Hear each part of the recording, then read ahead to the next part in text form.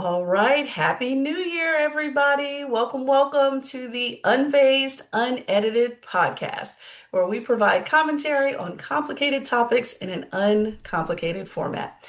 I'm Dr. Shauna Payne Gold, and I go by she, her, hers pronouns. And Lisa, like, when do you stop saying Happy New Year to folks? Like, I know some people go through the whole month of January, but Yeah, here we are. This yeah. is our first episode for the year, so I think it's appropriate.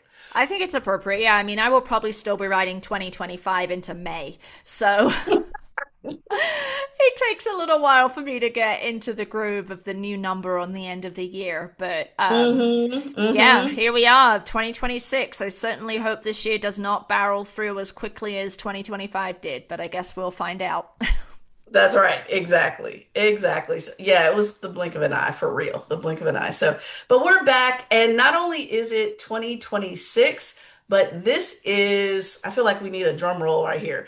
Season 5 of the Unfazed Unedited podcast. And for those of you that have been long timers, long suffering with Mm-hmm, us and our mm-hmm. topics, we're grateful that you're still here. And hopefully there's some new folks that you're like, what? Season 5? Okay, let me go back in the crates and look at the first Yep. few seasons. But we're here going into season 5, and we are never short on great topics to unpack, to think about, process. So let's get into the first word of the week for the year. Okay, so it's a 2025 word of the year. So if you recall, before we went on our break, we did the Oxford Dictionary 2025 word that was rage bait.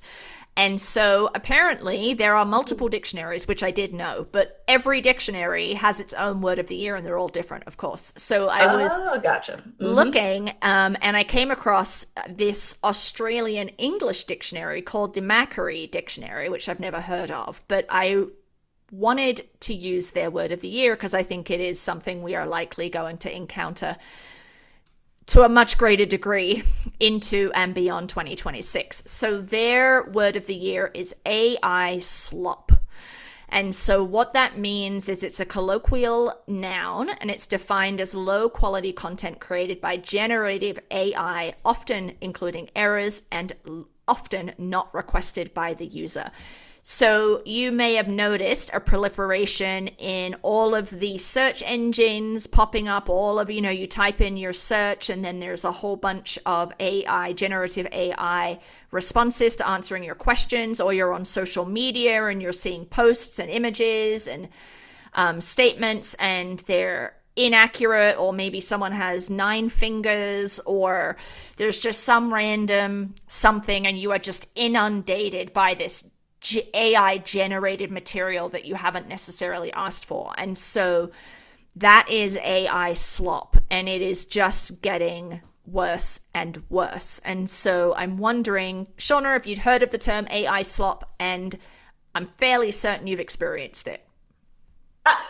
Again, another word that is explaining rocks that we've already passed, Lisa. Yes, Mm-hmm. definitely have experienced this before, but have never heard of this phrasing, nor had I known that it even existed. But what I think is very interesting is I remember going back, because for those long timers on this podcast, Lisa and I have a role reversal type thing. Lisa, born and raised in the UK, but knows much more and has more broad understanding of American politics and so forth than I do. But then on the flip side of things, my infatuation with British everything is very interesting as well. And I remember when Kate did this may have been a couple of holidays ago, or it may have Mm-hmm. been a birthday of one of the children, but there was a picture that Yep. she released, and she did a little bit of editing and used a little bit of AI on some things, where for people who do this professionally, obviously they picked up on some things, like, maybe a seam was just a touch off, or, someone's hand was inappropriately placed, or things like that. And I think what's really interesting is now you almost have to think through, and we know this on social media, there's tagging that you are asked, request, sometimes forced to use to denote whether this is a photo created by AI or some type of imaging or not. so that folks don't have to look at it and think, okay, is this real or not? Should I trust this or not? Almost like a sourcing, if you will, for videos and photos. And so, I think what's interesting is when the qualifier for me is the low quality content. Like, how low is the quality exactly, right? And what does that mean for how it's being used or how it's being passed off to people that I hate to use the language of being gullible, but we all are susceptible to be gullible at times. Right, right. Who's gullible regardless of the quality? High quality, of course, it's probably going to be easy to think that something's true, but lower quality, who are you trying to convince here? Who are you really trying to convince? So I think that's an interesting qualifier. But AI slop, yeah, we've been there. We have been there. We've been there. Yes. Well, I mean, hold on to your hats because I think it is just going to get a lot worse here in 2026 as AI Mhm. just continues to proliferate, more and more people using it and using it for ill. So let's just see, put a pin in this, and maybe we'll circle back in 9 months and see how things have progressed. There you go. Exactly. Exactly. All right. Well, let's get into phase one. All right, Lisa. So just today, I had the wonderful experience of listening to a lecture, a speech, a teaching, a sermon. I don't even know what quite to call it exactly. I know he has a theological background, but it was such a experience for me as I was listening to Jay Lee, Mr. Jay Lee, um, give a talk on the topic, It's Just My Imagination.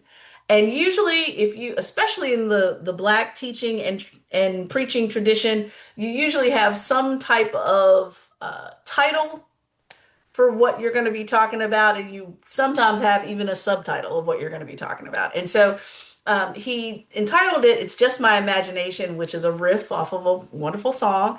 Um, but the subtitle was "Picture the New." And I thought it was so fascinating as he got into the arc of the stories that he was telling, because he first started with a specific passage. It's a long one, but it's a Mm-hmm. specific passage in Isaiah 43 where it starts with the phrasing, "Forget the former things, do not dwell on the past. See, I am doing a new thing." And he used a different translation that said, "But forget all that." And so the "forget all that" was interesting to me because he had me really thinking, Lisa, about something we've talked about before, but broader. We've Mm-hmm. talked about Robin Kelly's book, Freedom Dreaming, right? Yeah. Yep. And what it means from a social justice perspective to not just resist, not stop at the resistance piece, Mm-hmm. but what happens to, through, and beyond resistance, right? And I thought about that even, we don't even want to count how many years we've been doing this work, Lisa. And the arc of the work, I'm imagining, is there are injustices, obviously, that happen in the world, and you spend a lot of time resisting, interrupting, delaying, removing the Mm-hmm. injustices through Yeah. resistance. But then, if you're not careful, you don't take the time to imagine what the new is, picturing the new, imagining what does a just society look like? What does a just neighborhood look like? What does it look like? And so, Lisa, you'll get this from the higher ed perspective.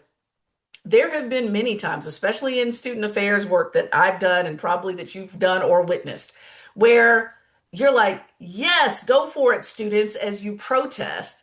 And then as soon as the, you know, president, provost, cabinet doors swing open to students that are protesting and say, come on in, let's talk about it, everybody looks like a deer in the headlights because they're so focused on resisting what they don't want that they forgot to envision, map Yeah. out, Yeah. create a strategy around what they do want. And it leaves those that are interested in whatever change they desire, it leaves them like, okay, you came here unprepared. Like you really came here Mm-hmm. unprepared.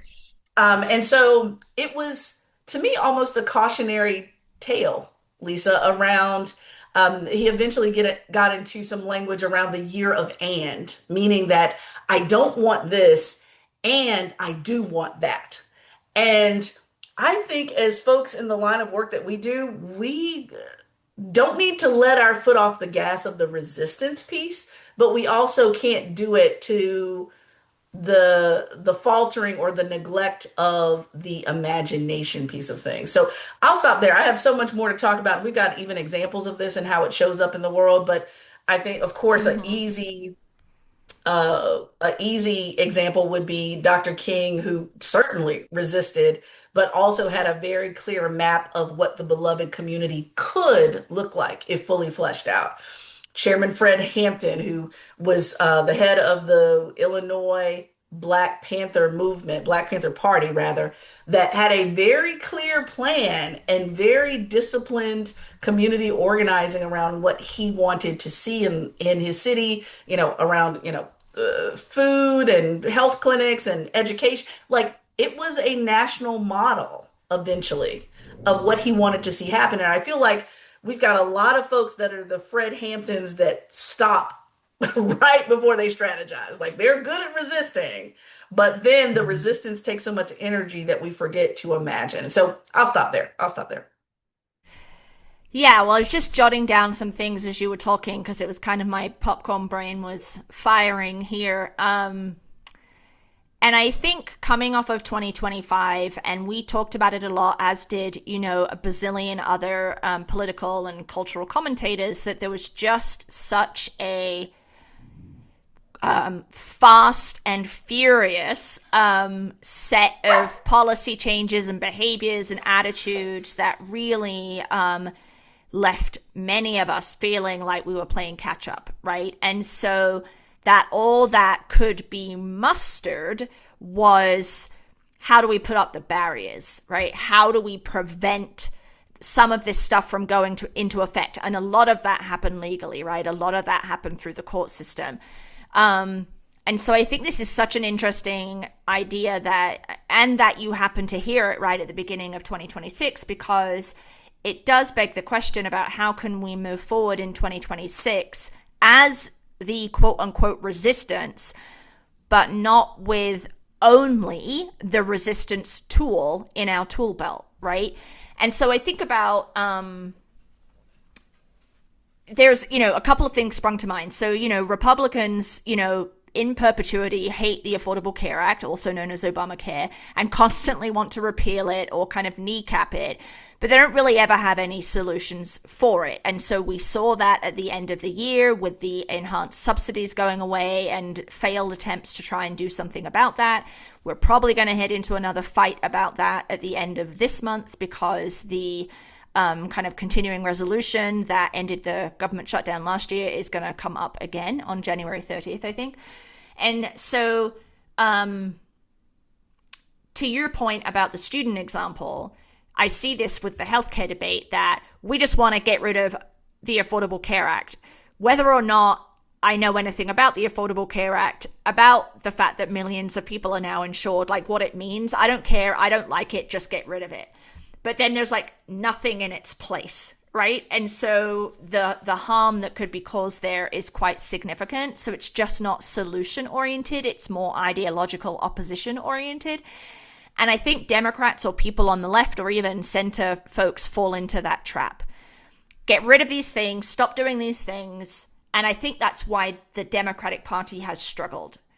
I think you have nailed it, Yeah. whether you Yeah. intended to or not, was that what does it stand for other than standing against the current Yes. administration, right? And Yes. until Yes. it can find a cohesive, like multi-pronged message about this is what we stand for and this is what we'll do, that includes things other than we're going to reverse this, reverse this, reverse this, reverse this, right? Like that's not the freedom dreaming, that's not the looking forward.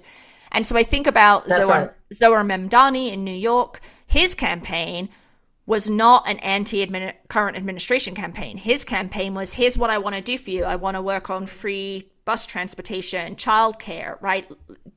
Freezing Yeah. rents. I forget the specifics, but it was Yeah. very This is what I hear from you, New Yorkers, and these are the solutions that I'm proposing to do that, versus what the person before me did was wrong. Let's reverse it. That was wrong. Let's reverse it. How do we resist? How do we resist? How do we resist? So he is resisting, but he's resisting through popular policy solutions. Whether they will work, I don't know, but he's at least putting something out into the universe. And so I'm Yeah, getting yeah, I'm getting a sense like the quote, forget the former things, do not dwell on the past.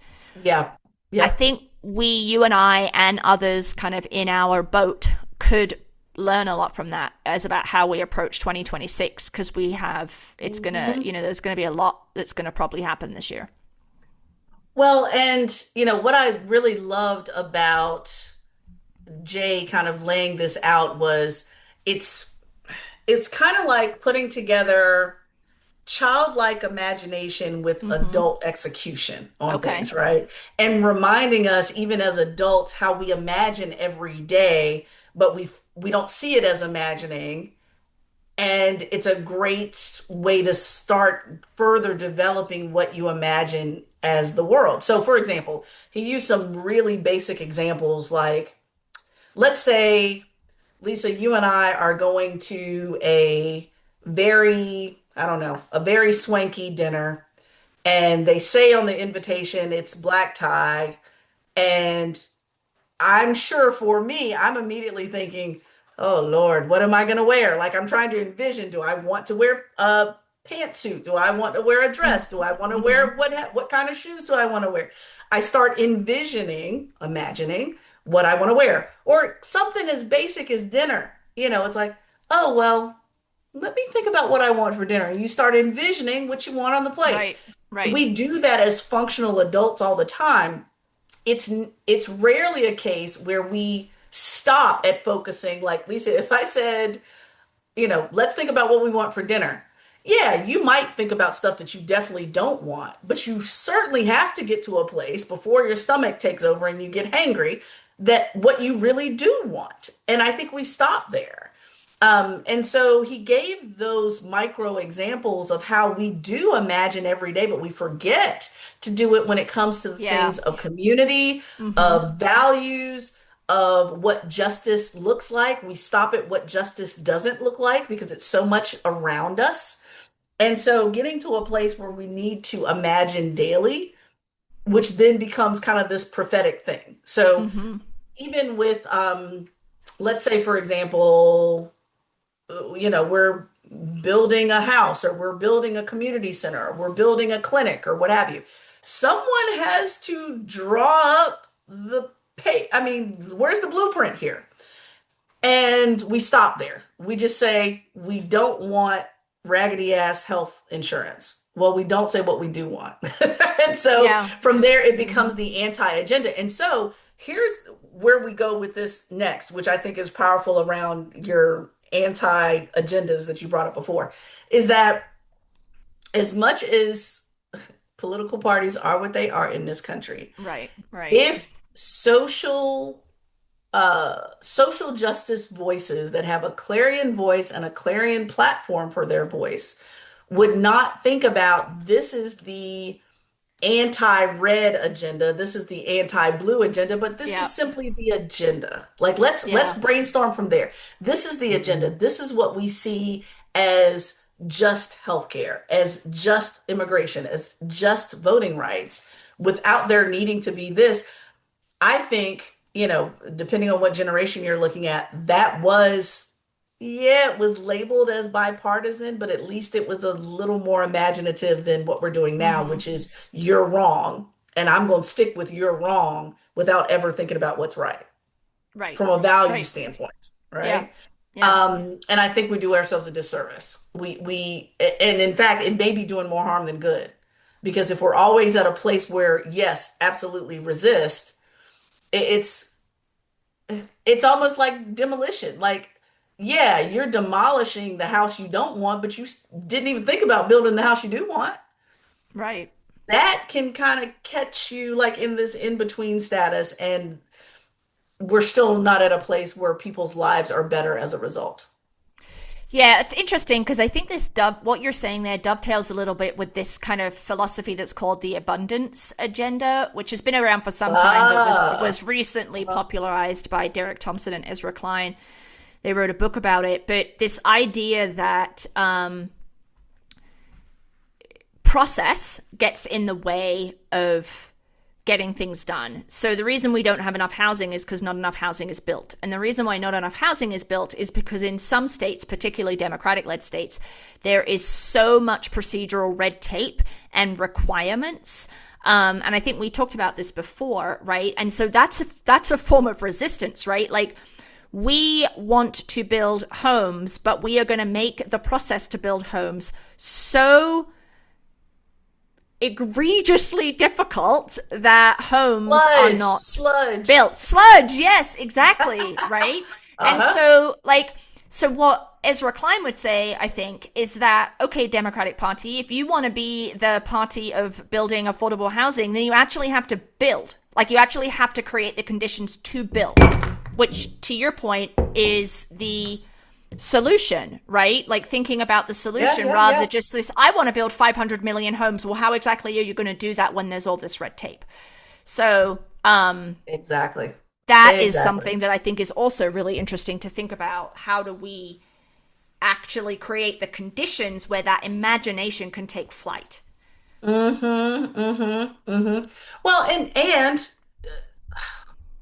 let me put it this way. It doesn't, it may not need to be an all or nothing situation where social justice leaders have to always squarely be both in resistance and both in imagination. Like there might be some people that are extremely strong in resistance. They might be Yeah. like 80% resistance, 20% imagination.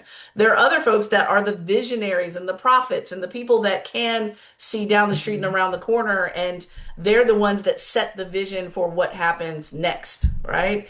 Um, and that's okay too. I mean, I'm thinking of you know, of the only folks that I can think of that would be squarely in the middle of this would be like literally like a John Lewis level type individual who Mm-hmm. certainly resisted and, obviously was kind of bludgeoned on the Edmund Pettus Bridge and all that. That clearly was resistance. Yeah. And at the same time spent the lion's share of the rest of his life building as a legislator. And Yeah. so it's hard to find the combo, but there is a combo. And I don't want people to think, oh, well, I don't have enough time to imagine because I'm too busy resisting. Well, I'm sure there are enough people that they're empowering the resistors, but their DNA may naturally lean towards imagination, and that's okay too. Yeah. Um, Yeah. and not having to do both and all the time per se. But Mm-hmm. again, we're if we're not looking for the visionaries, if we're not looking for the quote unquote crazy people that are thinking outlandish ideas of justice, if we're not thinking about it, then what are we doing exactly? I just think we're cutting ourselves short rather than doing that. Well, and I think that the far right, the MAGA right, so not so I want to distinguish between kind of traditional conservative center right people, but that's what Project 2025 was, right? Mm, Let's abolish the Department of Education because and then just right. have done it or close to Mhm. doing it, right? And Oh so yeah. I think there The is some majority of government. Let's just get rid of the majority of government, period. there's a lesson there, I think, for everyone who is not on board with the current administration. Um, how do we then garner some of that big, bold idea generation and then create the systems that can then implement it, right? The doers, the Hmm. executors, right? Yeah. That's exactly right. That's exactly Yeah. right. And so, I don't want to make it seem like, oh, we're completely abandoning that episode on with Tad Stormer and his writing of Right, resistance. right. I'm not saying that at all. There's a place for all of it. I'm just saying that for some reason we have almost felt like it's required to feed the resistance, but we're like starving the imagination. And that's unfortunate because that too is a form of, how can I say, oppression. There you Mm. go. It's a form it when you get any group of people to a place where they literally cannot envision better than where they are, that's an accomplishment. Because if you Oh, can't yeah. envision it, then you can't ask for it, you can't demand it, and you certainly can't build it. Yeah. So it's a Yeah. great form of control. Yeah, agreed. So Lisa, if you are living in a 8 by 8 closet right now, well, I don't have to necessarily get you to resist living in that closet, but if I just rob and steal your brain's power of envisioning a more comfortable home for you and your loved ones and your pets and so forth, if I can just remove that, then you won't ask for it. Right. Right. It's a great point. Yay, I won. She won't Mm-hmm. ask for more, right? So I do think it's the oppression of the ability to imagine is a powerful tool that we want to make sure that folks are not buying into. That's what Yeah. I'm saying. I think that's great. Yeah. Awesome. So, hmm Well, now I so have like Disney imagination or something. I feel like there was a Disney ride at Disney World that had imagination in it or something. That's what I'm thinking about. there you go. I think it's like now, isn't it like a production company for kids' movies, or I'm not sure, but they Yeah. start out with imagination or something like that. But yeah, we need to get back into that childlike Yeah. imagination piece of things of, what would it be like for everybody to actually be able to eat in this I country? know. I know, right? Yeah. Sounds so ridiculous, but yet we don't have it. We don't have it. No. Yeah, And we could. We could. easily, All easily. right. Well, I think that's a great way to start off the episode. So that will hopefully inspire listeners to start thinking about how they can both drive change through imagination and resistance. All right. So let's move into phase two. Okay. So after your inspiring phase, I'm going to be Debbie Downer, but I wanted to just bring up. So while we were away, Shauna, there were 5 Europeans that Secretary of State Marco Rubio essentially said can no longer get visas to come to the United States. This is an extension of a policy that came out in May that basically banned foreigners from coming into the country if they are deemed to be censoring speech that is allowed in the United States. And these 5 individuals who have been banned all work for or have been involved in efforts to reduce mis and disinformation online, to increase online safety, to address hate speech online. Or so, as we've talked about before, hate speech isn't actually prohibited in the United States, but in Europe it is a little different. So speech that incites violence or is hateful towards another person. So these people are doing the work in Europe. There's 2 from the UK, 2 from Germany, and 1 French person who was a former European commissioner. And this former European commissioner, Thierry Breton, is his name.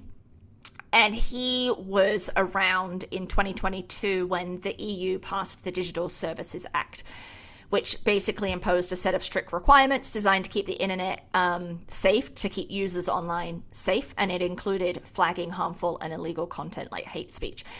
So this particular person, it sounds like, has clashed with Elon Musk because, shocker to no one, X is in violation of this Digital Services Act within Europe, right? Because there's just such a proliferation of mis and disinformation. I mean, talk about AI slop, that's all over the place in Twitter or X. So I wanted to talk about it because it just, again, contradicts this idea that the United States is all about free speech. I mean, there was that executive order about bringing free speech back, but it's really free speech for me and not for thee. And so it's this belief that suppression of speech that tends to be more on the right, so tends to be more fascist and more small tent versus big tent in terms of its hateful content, that is an affront to US values. And the European Commission, when this happened, I mean, I feel like Europe just needs to get its shit together because it's like they responded with, among other things, we quote unquote strongly condemn this action, and I feel like this is Chuck. This is like a version of Chuck Schumer writing a strongly worded letter to the White House Yeah. about something. Like, it's not going to do anything, right? So, Not a damn thing. No, nothing. yeah, and so to your point about freedom dreaming and imagining something different, I think the Europe or the European Union specifically is so caught up in what the relationship was with the United States that they are struggling to understand what it now is and is likely to be, Yes. right? Yes. Yes. So, Yes. Yes. strongly condemning this decision is absolutely a useless statement, quite honestly. Nothing. But Nothing's going I, to happen as a result of that. right. But what it really brought up for me was this value difference. We talk about values on this podcast a lot, Hmm. right? And I think about, so Germany as an example, it's not just Germany, all 27 member states voted for this Digital Services Act. But, Hmm. Germany has a grotesque history of oppression, and it is one Yes. that it has been trying to repair for decades, right? And they have a lot of rules and regulations intended to reduce the likelihood that Nazism or fascist behaviors, speech, action, attitudes grow. Hmm. Hmm. And for the United States, Rubio, J.D. Vance, and others to say that that is censorship and that that is a problem just feels challenging. That's probably too soft of a term for me, given the history, and what they're trying to do. And then I think about, okay, so it's not just Germany, right? It's the UK, it's France, it's Belgium, Hmm. it's the Netherlands, it's all of these countries that believe that there is a governmental responsibility to ensure as best as is possible that those online environments are safe, right? That they're not fostering hateful attitudes that then become hateful behaviors, right? That they're clamping down on disinformation, that all of the lies that get spread are identified as such. But to a US value system, not all, many, that's coercive control, that's censorship. And so it just really stuck. It just really stuck out to me as how different Western Europe in particular thinks about speech vis-a-vis the United States, even though the United States is quite hypocritical currently, Yes. as it Yes. relates Yes. to what can get said, right? So I don't know if you'd heard about this or if you have any kind of initial thoughts about just this situation or about that underlying values issue. Hmm. Hmm. Well, no, you're bringing up such a great point around the juxtaposing of value sentiments because what we have seen across the history of the United States, but especially now, Mm-hmm. and a certain person that recently lost their life that we did not talk about fully on this podcast, and we probably will never talk about fully on this podcast. Mm-hmm. It sounds very similar to those sentiments of freedom over everything. Like, those shirts that say like, such and such versus everybody, like, New York City versus everybody, Detroit versus, it's like freedom versus everybody, everything, every sentiment. Mm-hmm. And with that freedom, unfortunately, depending on how it's interpreted based on your value sets, there are certain individuals that will say in this country that will say that free speech, especially speech that I agree with, should not be Mm-hmm. hampered in any way, shape, or form. Right, right. I don't care who it hurts. Some of them will say I don't care who it hurts, and personally, I wouldn't even categorize it as hate speech because certain groups should have gotten over it by now, and they need to Right. toughen up about topics that, like, the value is lack of restrictions to the nth degree is more important than the safety of anybody. Yeah, but there's not a lack of restrictions to the nth degree, right? There's only restrictions. There's only a lack of restrictions currently on For the one. voices they don't want to hear, Right, the right. voices they don't want to hear. And so that's when then we have freedom for people who think like me, but not freedom for everyone. So when does that freedom, freedom turn into everything? Fascism, all of the isms we've talked about at nauseum on this podcast in particular. And also, when does that freedom then become, dare I say it, allowable violence? Yeah. Because even with the value set of violence, we know for sure, especially with this administration, even the word violence is not interpreted similarly. There are certain words that the President of the United States has used that we would consider violent language to particular groups that are copacetic for Mm-hmm. those that support him, but would be completely banned in other countries, in other situations, places, and spaces.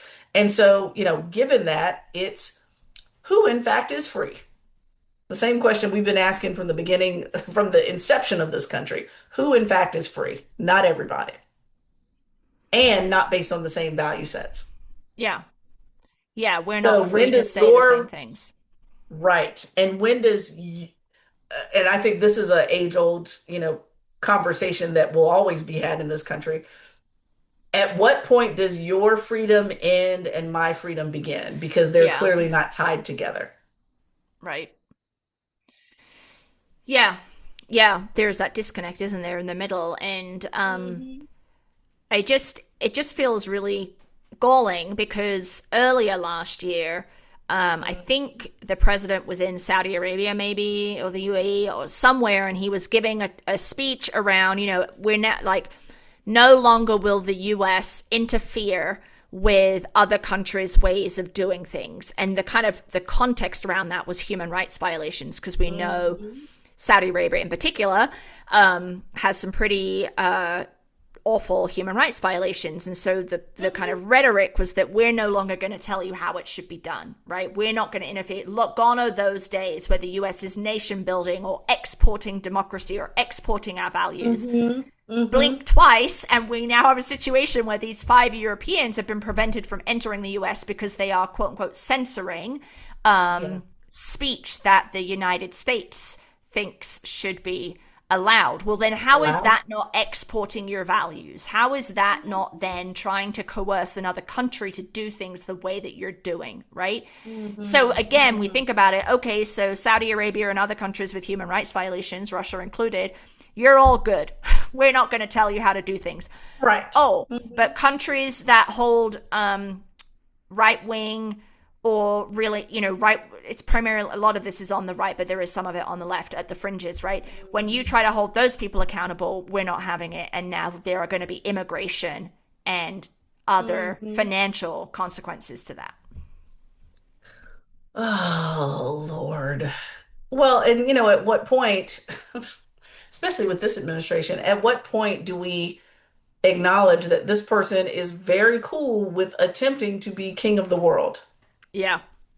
Like, I get to tell everyone else what to think, believe, understand.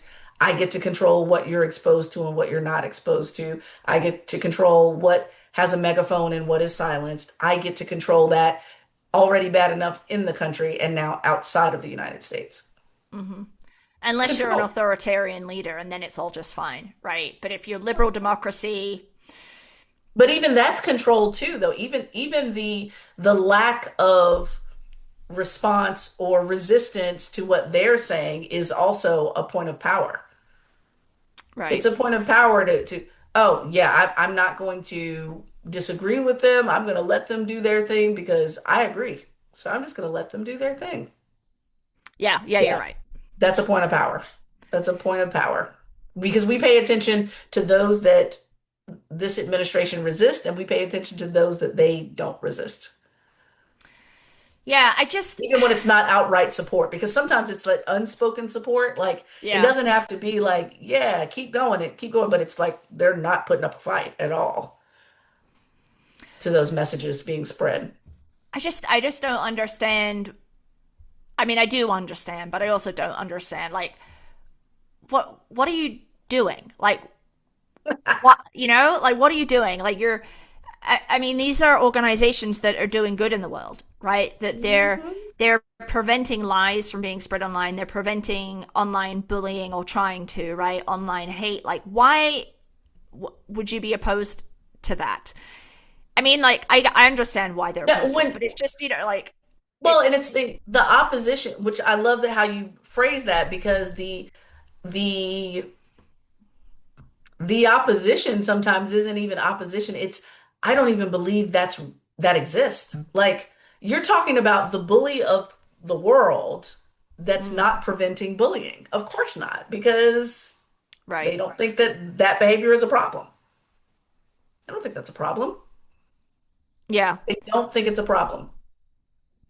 And to kind of circle back to the AI slop, I mean, a lot of this AI slop is also, Hmm. teaming with incorrect information, right? Right. Purposeful or Right. otherwise. And so I guess if you're constantly feeding people this information, gullible or not, right? If it's everywhere, Hmm. and we've talked about the loss of Hmm. critical thinking skills, That's right. and that That's is right. just going to get worse as AI proliferates and more students use it. And if the kind of education system doesn't figure out a way to shut that down, Hmm. Hmm. then I guess, yeah, we Absolutely. don't want to stop mis and disinformation because it makes us more powerful, because then we have an Hmm. uneducated populace inside and Oh, outside of the United absolutely. States. Yeah. Absolutely. Look, quick funny on that. Speaking of the uneducated populace, I'm always looking for glimmers of hope that we're doing this parenting thing right, okay? So apparently Santa left something big that needed to be assembled at Dad's house. And Dad did a really cool like AI picture of Dad kind of getting into a fight with Santa because Santa left this gift that he had to put together. And it's like, how dare you? Why didn't you send your elves to put this together, right? And so it's this visual of Dad in a fight with Santa. And so Dad sent it to me and the boys and said, I had to beat Santa up because he left me all these gifts, no elves to put it together. Now I got to do all this work. And thank God, here's the glimmer of hope that we're actually parenting well was that both the boys said, no, they didn't say Santa doesn't exist. They didn't say anything about Santa. They said, no, that's not Dad. No, no, we can tell that's not Dad. His face doesn't look like that, or his hands don't do that, or what. It was very clear to them for Mm, kids that look at TikTok and whatever they're looking at all the time. They thought it was funny and cool as far as a piece of art, but they weren't convinced that it was Dad. And I'm like, thank you. This yeah. is what I'm talking about. It's funny, it's cool, it's haha. We had a great time laughing at it, but it wasn't a situation where they were gullible to believe that, oh, it has to be Dad fighting Santa, in front of the Christmas tree.